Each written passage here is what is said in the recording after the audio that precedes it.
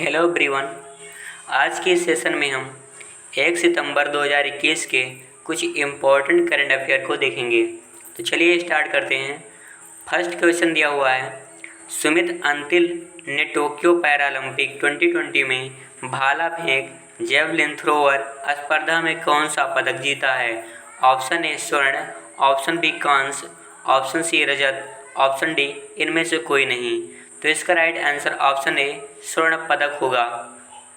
सुमित अंतिल ने Tokyo Paralympic 2020 में भाला फेंक जेवलिन थ्रोअर स्पर्धा में स्वर्ण पदक जीता है।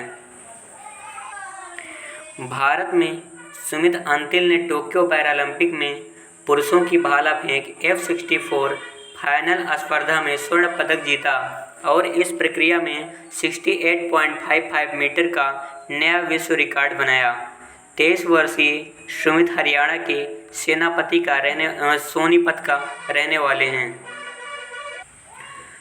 2021 में होने वाला ग्रीष्मकालीन पैरा ओलंपिक 2020 का आयोजन जापान की राजधानी टोक्यो में हुआ।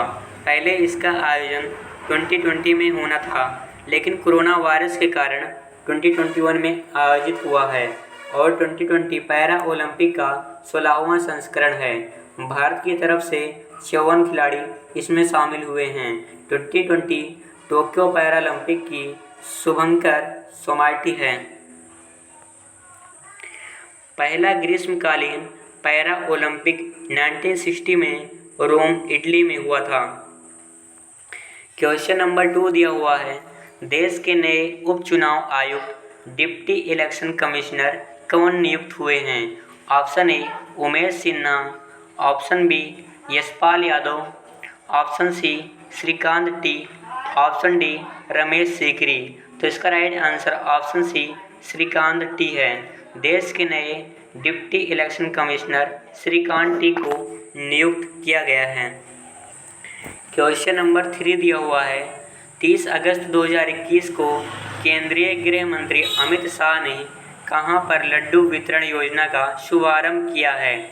Option A Varanasi, option B Lucknow, option C Pune, option D Gandhinagar.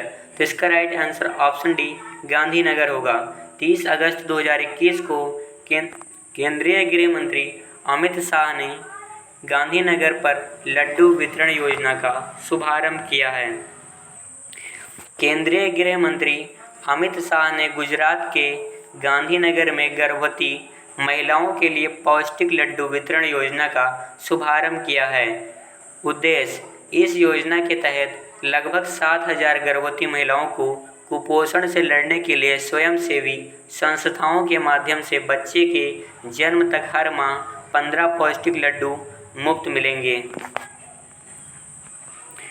हाल ही में कुछ देशों में नई योजनाएं लॉन्च हुए हैं, उन्हें देखते हैं। शगुन योजना पंजाब देश ने लॉन्च किया है। अभ्युदय योजना उत्तर प्रदेश ने लॉन्च किया।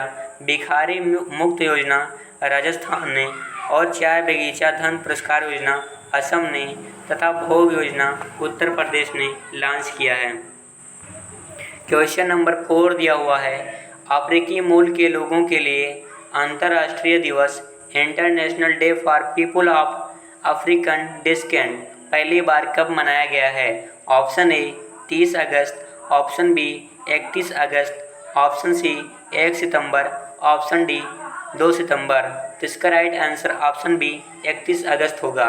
31 अगस्त को international day for peoples of Africans descent celebrate किया गया है। अफ्रीकी मूल के लोगों के लिए अंतर्राष्ट्रीय दिवस पहली बार 31 अगस्त 2021 को मनाया गया है।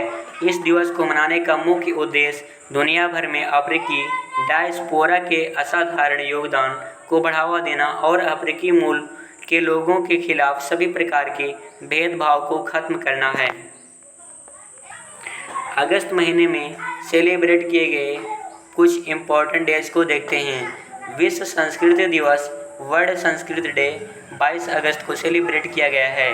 आतंकवाद के पीड़ितों को अंतर्राष्ट्रीय स्मरण और श्रद्धांजलि दिवस international day of remembrance and tribute to the victims of terrorism 21 अगस्त को सेलिब्रेट किया गया है।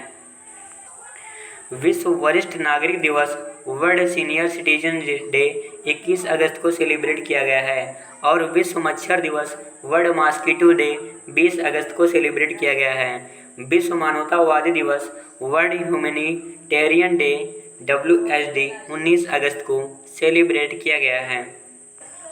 क्वेश्चन नंबर 5 दिया हुआ है, PM नरेंद्र मोदी ने अमृतसर में जलियांवाला बाग के नए बने कैंपस का उद्घाटन किया है। यह जलियांवाला बाग हत्याकांड कब हुआ था?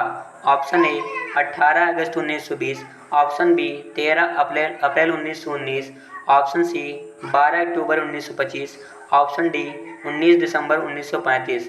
तो इसका राइट आंसर ऑप्शन बी 13 अप्रैल 1919 है। PM नरेंद्र मोदी ने अमृतसर में जलियांवाला बाग के नए बने कैंपस का उद्घाटन किया है। यह जलियांवाला बाग हत्याकांड 13 अप्रैल 1919 को हुआ था। जलियांवाला बाग अमृतसर के स्वर्ण मंदिर के पास एक छोटा सा बगीचा है, जहां 13 अप्रैल 1919 को ब्रिगेडियर जनरल डायर के नेतृत्व में अंग्रेजी फौज ने गोलियां चला के निहत्थे शांत बूढ़ों, महिलाओं और बच्चों सहित सैकड़ों लोगों को मार डाला था और हजारों लोगों को घायल कर दिया था। यदि किसी एक घटना ने भारतीय स्वतंत्रता संग्राम पर सबसे अधिक प्रभाव डाला था तो वह घटना या जघन्य हत्याकांड ही था। इसी घटना की याद में यहाँ पर स्मारक बना हुआ है। क्वेश्चन नंबर 6 दिया हुआ है, बैक टू रूट्स नामक पुस्तक किसने लिखी है? ऑप्शन ए करीना कपूर खान ने, ऑप्शन बी अनुपम खेर ने, ऑप्शन सी तमन्ना भाटिया ने, ऑप्शन डी सोनू सूद ने। तो इसका राइट आंसर ऑप्शन सी तमन्ना भाटिया होगा। तमन्ना भाटिया ने बैक टू रूट्स नामक पुस्तक लिखी है। तमन्ना भाटिया भारतीय अभिनेत्री हैं। क्वेश्चन नंबर 7 दिया हुआ है, फिट इंडिया मोबाइल ऐप को किसने लॉन्च किया है? Option A Narendra Modi, option B Anurag Thakur, option C Amit Shah, option D Rajnath Singh. तो इसका right answer option B Anurag Thakur होगा। Fit India mobile app Anurag Thakur ने लॉन्च किया है। खेल मंत्री अनुराग ठाकुर ने फिट इंडिया कार्यक्रम के 2 साल पूरे होने पर व्यक्तिगत प्रशिक्षण सह फिटनेस मार्गदर्शन करने वाले फिट इंडिया मोबाइल ऐप को लॉन्च किया। फिट इंडिया मुहिम के 2 साल पूरे होने पर मेजर ध्यानचंद नेशनल स्टेडियम में इस ऐप को लॉन्च किया गया है। हाल ही में लॉन्च हुए टॉप 5 मोबाइल ऐप को देख लेते हैं। डिजी नेस्ट मोबाइल ऐप पंजाब ने लॉन्च किया है। ग्लोबल प्रवासी रिश्ता नाम से पोर्टल और मोबाइल ऐप वी मुरलीधरन ने लॉन्च किया है। M O jungle and know your forest land mobile app Orissa ने लॉन्च किया है। जनता दर्शन मोबाइल ऐप उत्तर प्रदेश ने लॉन्च किया है और स्नैकपीडिया मोबाइल ऐप केरला ने लॉन्च किया है। क्वेश्चन नंबर 8 दिया हुआ है, पोषण माह किस महीने में मनाया जाएगा? ऑप्शन ए सितंबर, ऑप्शन बी अक्टूबर, ऑप्शन सी नवंबर, ऑप्शन डी दिसंबर। तो इसका राइट आंसर ऑप्शन ए सितंबर होगा। पोषण माह सितंबर में मनाया जाएगा। पोषण का full form prime minister's overarching scheme for holistic nutrition है। केंद्रीय महिला और विकास मंत्रालय द्वारा सितंबर 2021 में पोषण माह साप्ताहिक विषय के आधार पर मनाया जाएगा। पोषण अभियान देश के बच्चों, किशोरियों, गर्भवती महिलाओं और स्तनपान कराने वाली माताओं के लिए पोषण में सुधार के लिए भारत सरकार का प्रमुख कार्यक्रम है और यह अभियान कुपोषण की समस्या की ओर देश का ध्यान आकर्षित करेगा। क्वेश्चन नंबर 9 दिया हुआ है, भारत और जर्मनी की नौसेनाओं ने 26 अगस्त 2021 को कहाँ संयुक्त नौसेना अभ्यास आयोजित किया? ऑप्शन ए बंगाल की खाड़ी में, ऑप्शन बी हिंद महासागर में, ऑप्शन सी अरब सागर में, ऑप्शन डी अदन की खाड़ी में। तो इसका राइट आंसर ऑप्शन डी अदन की खाड़ी होगा।